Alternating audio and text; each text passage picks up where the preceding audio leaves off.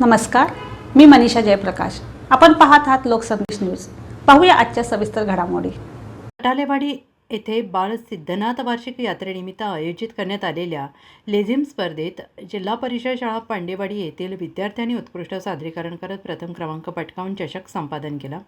यात्रेनिमित्त दरवर्षी विविध सांस्कृतिक स्पर्धांचे आयोजन केले जाते. यंदाच्या लेझिम स्पर्धेत परखंदी, सटलेवाडी, साळवी, भोर, पांडेवाडी आणि परिसरातील जिल्हा परिषद शाळांमधील विद्यार्थ्यांनी उत्स्फूर्त सहभाग नोंदवला. प्रत्येक संघाला 20 मिनिटांच्या कालावधीत आपली कला सादर करण्याची संधी देण्यात आली. रात्री 12 ते पहाटे 4 वाजेपर्यंत रंगलेल्या या स्पर्धेत विद्यार्थ्यांनी तालबद्ध हालचाली आणि जोशपूर्ण सादरीकरणाने उपस्थितांची मने जिंकली. या यशामागे शाळेचे शिक्षक फरांदे सर, काकडे सर यांचे मार्गदर्शन आणि परिश्रम महत्त्वाचे ठरले. त्यांच्या नियोजनबद्ध सरावामुळे विद्यार्थ्यांनी आत्मविश्वासाने आणि शिस्तबद्ध पद्धतीने आपली कला सादर केली. पंचांच्या निर्णयानंतर विजेत्या संघांना ट्रॉफी आणि क्रमांक जाहीर करण्यात आले. पारितोषिक वितरणावेळी गावातील अनेक भक्तांनी उत्कृष्ट सादरीकरण करणाऱ्या विद्यार्थ्यांना उत्स्फूर्तपणे देणग्या देत त्यांचे कौतुक केले.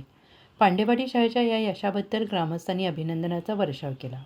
साताराबाई प्रतिनिधी प्रवीण नवघरे यांचा रिपोर्ट.